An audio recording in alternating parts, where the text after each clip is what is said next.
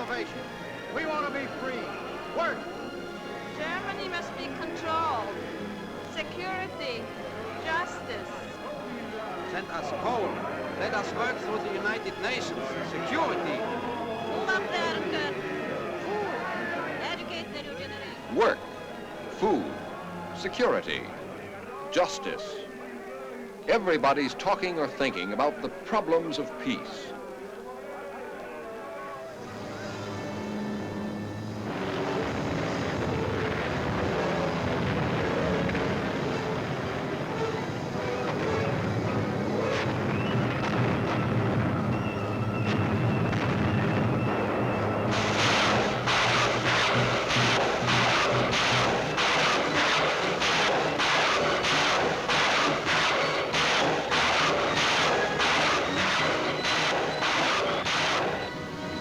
World War II has no parallel in mankind's long history of strife.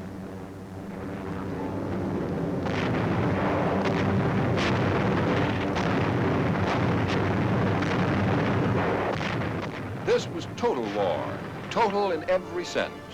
The distinction between civilian and soldier was completely erased.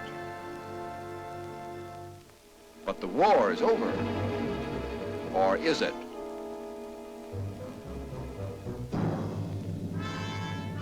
America was left virtually untouched by enemy bombs. Our strength as a nation today is greater than ever. But powerful as we are, we dare not allow ourselves the luxury of feeling secure. In this age of the atomic bomb, no single nation can be secure until the whole world is committed to a way of international life that outlaws war. It behooves us then to understand the post-war problems of other nations and how they affect the welfare of the world as a whole. In Europe, there is an extreme concentration of problems. The numerous nations of Europe, despite their sharp cultural differences, are all bound together in a tight geographical and economic mesh. At the center of the mesh is Germany.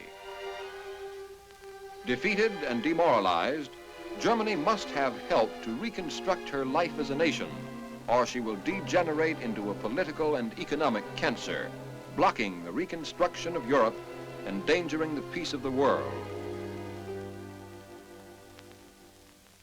German industry in normal times was always the big gear in Europe's economy. In addition to her advanced technology, Germany also had the #1 ingredient of industrial power, coal, right in her own backyard, lots of it. Her mammoth industrial plants were fed coal practically on conveyor belts from mine to factory. The entire economy of Europe begins with coal. No coal, no iron and steel. No locomotives or railroad cars to replace those destroyed by war. No rails. No trucks. No farm machinery. No synthetic fertilizer. No food. It's a vicious cycle.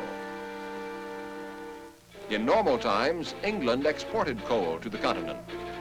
Today, she produces little more than enough for her own needs. German coal production, if stepped up to pre-war levels, could be the keystone in rebuilding Europe's whole economy. But coal miners require a substantial food ration. Insufficient food, low production, or no production. Another vicious cycle,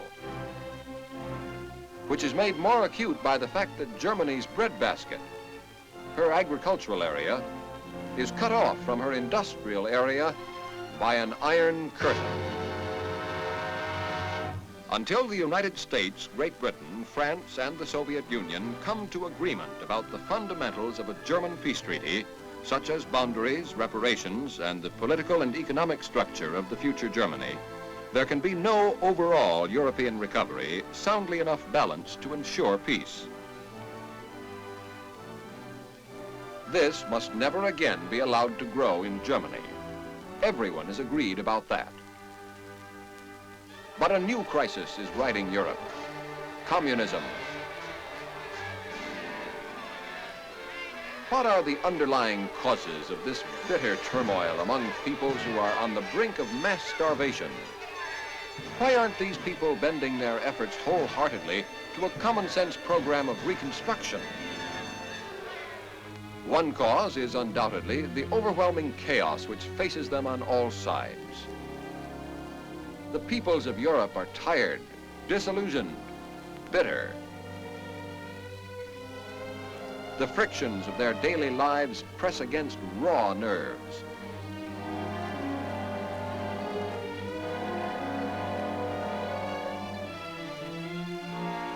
They seem to have lost faith in themselves, and faith, some faith, is what they need above all else. A perfect setup for ruthless demagogues. He's selling a kind of faith, communism. What the communists of Europe want first and foremost is to form a power bloc that will be strong enough to defy the rest of the world. Accusing everybody else in the world of warmongering is a kind of psychological aggression we are all painfully familiar with. Образование блока ряда европейских стран.